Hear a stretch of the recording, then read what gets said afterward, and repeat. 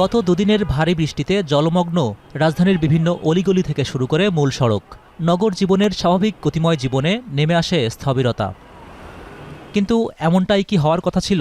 সেই প্রশ্নের উত্তর খুঁজতে সোমবার বিকেলে রাজধানীর গুলশান লেক পরিদর্শনে যান ঢাকা উত্তরের প্রশাসক। জানান, রাজধানীর ৫০ থেকে ৬০% খালের সীমানা নির্ধারণ শেষ হয়েছে। শিগগিরই শুরু হবে পুনরুদ্ধার কাজ, কমবে জলভোগান্তি। আমরা একটি করে নির্ধারণ করে আমরা খালগুলো উদ্ধার করব এবং সেই খালগুলো আমরা খনন করব বলে আমরা উদ্যোগ গ্রহণ করেছি। অলরেডি আমাদের ডিমার্কেশনের কাজ চলমান আছে।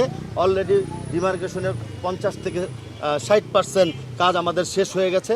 তবে খাল খনন কবে থেকে পুরোদমে শুরু হবে সেই উত্তর জানান ঢাকা দক্ষিণের প্রশাসক। জলজটে ভোগান্তির শিকার ঢাকা বিশ্ববিদ্যালয় এলাকা পরিদর্শন শেষে তিনি বলেন, চলতি বর্ষা মৌসুমের পর কাজ দৃশ্যমান হবে। উদ্যোগ সফল হলে সহজেই ঢাকার পানি বুড়িগঙ্গা ও শীতলক্ষ্যায় নেওয়া সম্ভব হবে এমন আশা প্রকাশ করেন তিনি।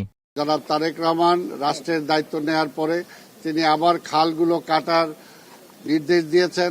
তবে আমাদের ঢাকা শহরে খালগুলো এখনো আমরা মুক্ত করতে পারি নাই। এবার তাড়াতাড়ি বর্ষা চলে আসছে। আমরা আশা করি বর্ষার পরে প্রতিটা খাল আমরা খনন করব।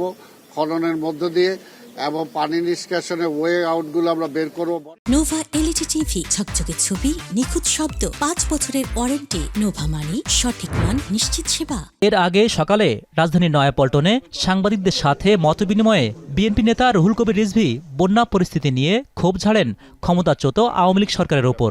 বলেন, সেই সরকারের অপরিকল্পিত নানা উদ্যোগ এই সংকটের পেছনে দায়ী। ফ্যাসিস্ট সরকার যারা জোর করে ক্ষমতায় ছিল ১৭ বছর, তারা শুধুমাত্র লুটপাটের জন্য, নিজের পকেট ভারী করার জন্য এই অপরিকল্পিত বিভিন্ন ধরনের কর্মসূচি তারা করেছেন, বিভিন্ন ধরনের স্থাপনা তারা করেছেন। বন্যার্তদের সাহায্যার্থে যে সমস্ত টিম কাজ করছে, সেই টিমগুলো সেখানে যেতে পারছে। দলের পক্ষ থেকে আমাদের দলের সকল নেতাকর্মী, বিভিন্ন অঙ্গ সংগঠন, তারা দ্রুতগতিতে সেখানে পৌঁছাচ্ছেন, শুকনো খাবার নিয়ে যাচ্ছেন।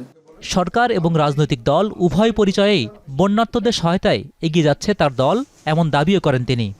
তো সরকারের দিক থেকে এ ব্যাপারে কোনো পিছুটান নেই। হোসেন জাহিদ, এখন, ঢাকা। তারা একসময় দল করেছেন, আসতে চাইতে পারে।